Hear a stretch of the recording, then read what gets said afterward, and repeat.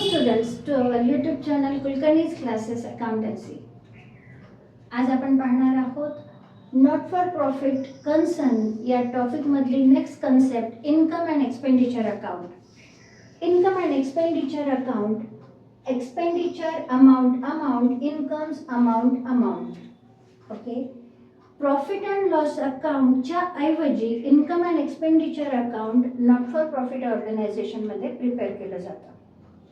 जसं profit and loss अकाउंटला credit साईडला सगळे प्रॉफिट्स आणि डेबिट साईडला सगळे लॉसेस रेकॉर्ड केले जातात, त्याच पद्धतीने क्रेडिट साईडला आपण इन्कम्स रेकॉर्ड करायचे नॉट फॉर प्रॉफिट ऑर्गनायझेशनचे आणि डेबिट साईडला सगळे एक्सपेंडिचर रेकॉर्ड करायचे.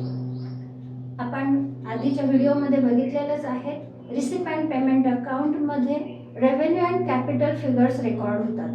त्यातल्या सगळ्या रेव्हेन्यू फिगर्स आपण इन्कम अँड एक्सपेंडिचर अकाउंटला आणायचे आहेत. याला आपण पॉइंट वाईज जाऊया. पॉइंट वाईज रेकॉर्ड केल्यामुळे तुम्हाला समजणं सोपं जाईल. Income and expenditure account is a nominal account. Debit all expenses and losses, credit all gain, profit and income हा नॉमिनलचा रूल इथं ॲप्लिकेबल आहे. तर आपला पॉईंट नंबर 1 काय झाला? Income and expenditure account is a nominal account. Income and expenditure account is prepared instead of profit and loss account. Profit making organization मध्ये profit and loss account prepare केलं जातं, ज्याच्या मदतीने नेट प्रॉफिट आपल्याला मिळतो.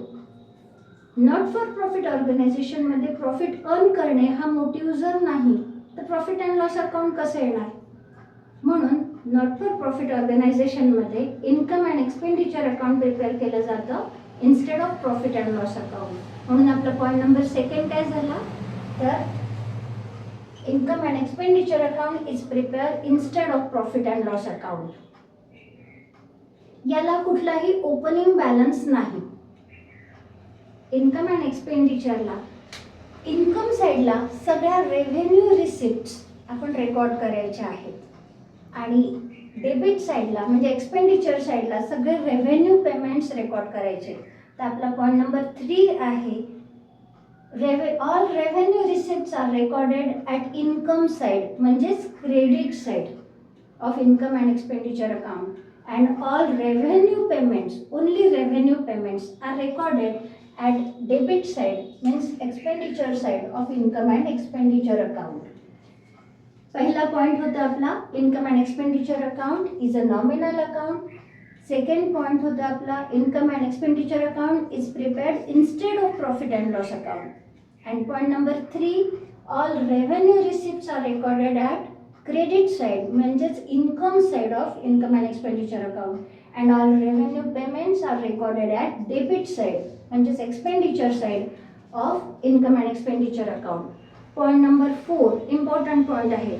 Only and only current year figures are recorded here, not previous and not next.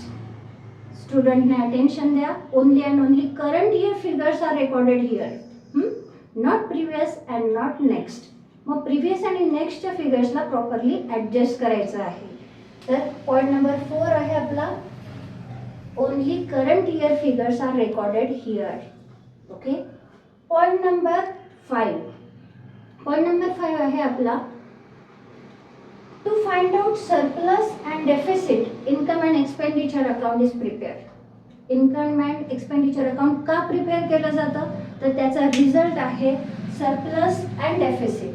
यामध्ये if income is excess than expenditure या सिच्युएशनला प्रॉफिट न म्हणता त्याला सरप्लस म्हटलं जाईल. ओके. तर excess of income over expenditure is treated as surplus. थिअरीमध्ये 1 मार्काला विचारला जाऊ शकतो. काय आहे statement? Excess of income over expenditure is called surplus. Suppose income आहे आपलं 1 लाख आणि एक्सपेंडिचरची टोटल आली 80,000. तर जो डिफरन्स आहे ₹20,000 तो झाला ऑर्गनायझेशनचा सरप्लस. त्याला प्रॉफिट नाही म्हणायचं, त्याला म्हणायचं सरप्लस. ओके.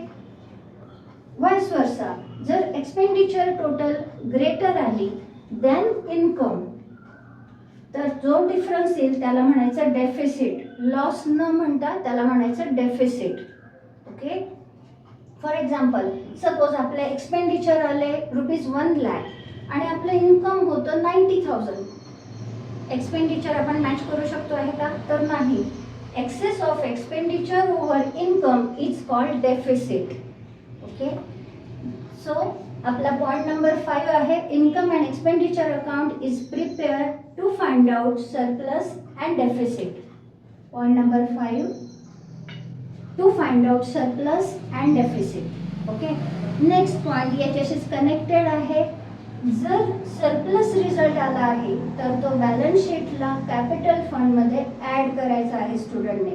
काय करायचं आहे? सरप्लस आला असेल तर बॅलन्स शीटच्या लायबिलिटी साईडला कॅपिटल फंडमध्ये ॲड, आणि डेफिसिट आला असेल तर बॅलन्स शीटच्या लायबिलिटी साईडला कॅपिटल फंडमधून लेस. Okay.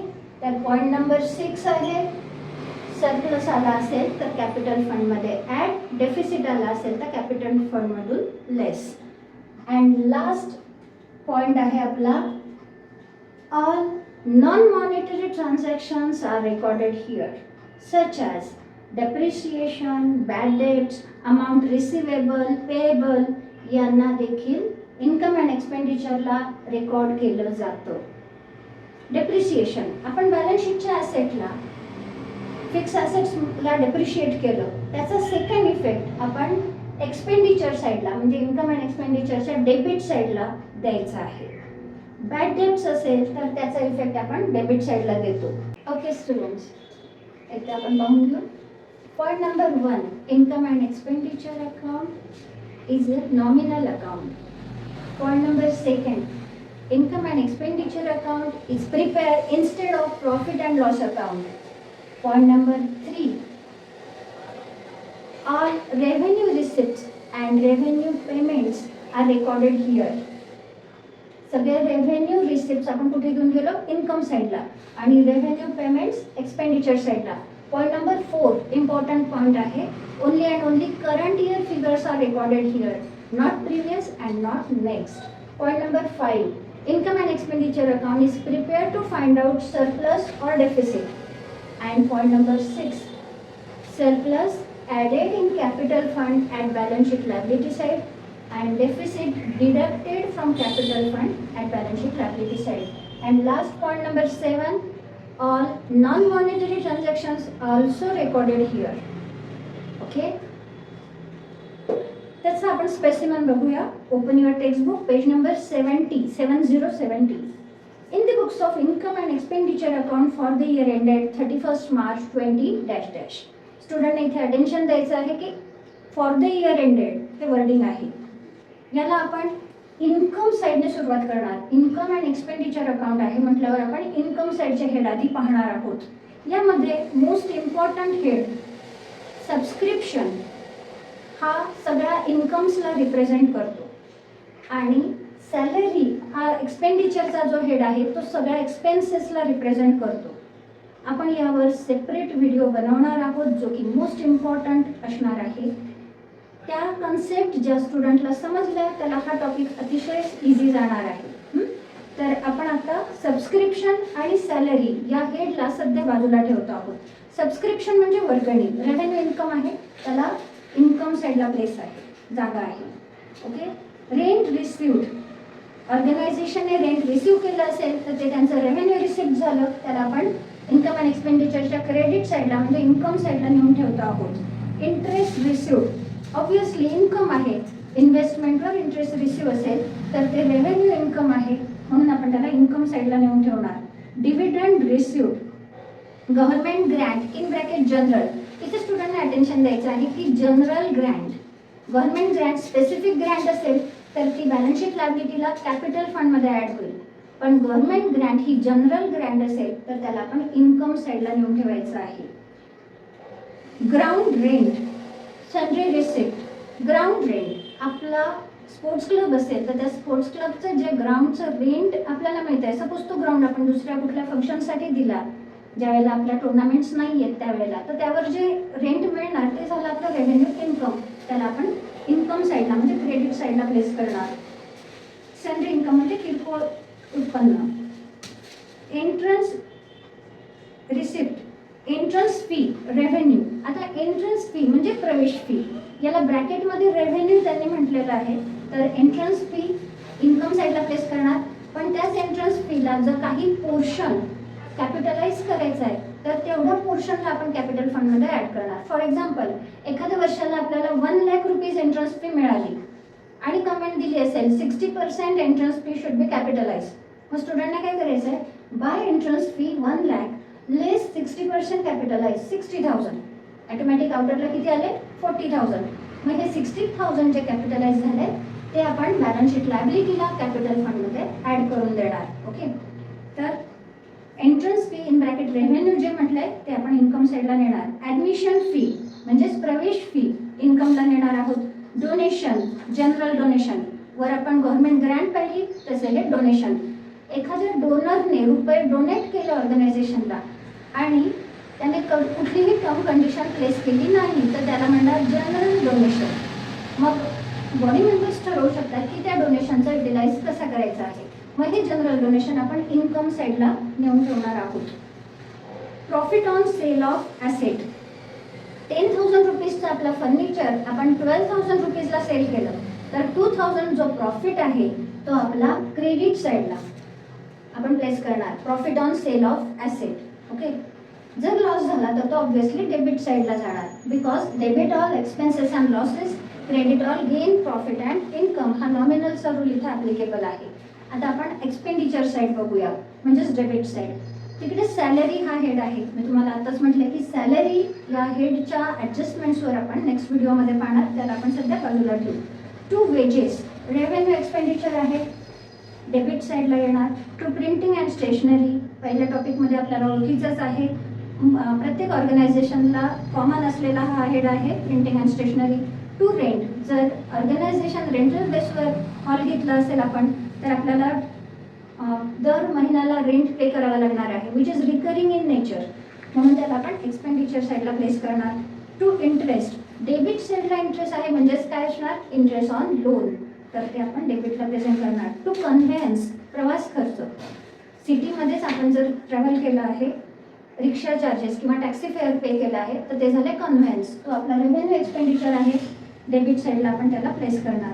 To rates and taxes, to insurance premium, to audit fee, audit fee हा देखील रेव्हेन्यू एक्सपेंडिचर आहे, तो आपण डेबिटला प्लेस करणार. To office expenses, to telephone और मोबाईल चार्जेस, आपले रेव्हेन्यू एक्सपेन्सेस आहेत, डेबिटला जातील. टू मेडिसिन्स, चॅरिटेबल हॉस्पिटलशी रिलेटेड मेडिसिन हा रेव्हेन्यू एक्सपेंडिचर आहे, त्याला आपण इथे डेबिटला प्रेझेंट करणार.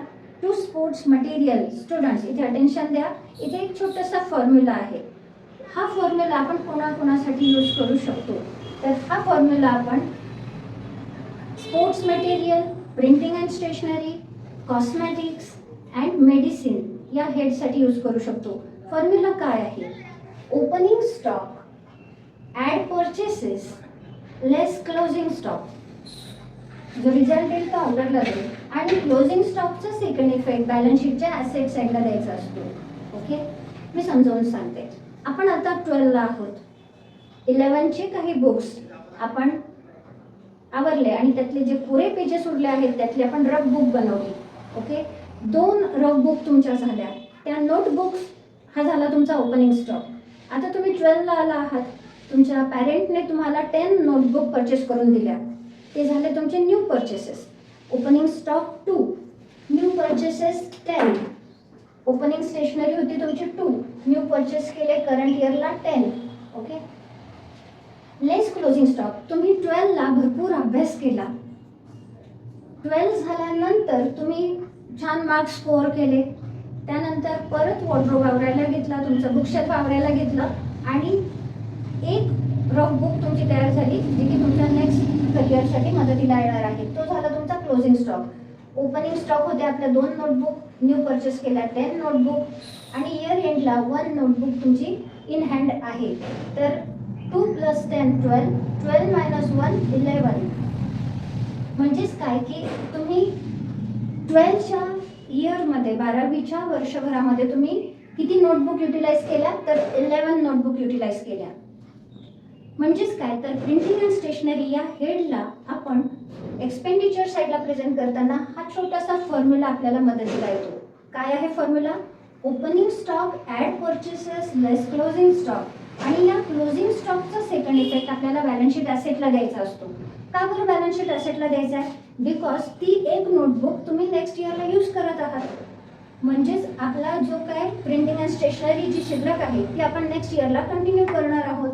तर फॉर्म्युला काय आहे? Opening stock add purchases less closing stock. Okay, तर हा फॉर्म्युला कोणाकोणासाठी यूज करू शकतो आपण?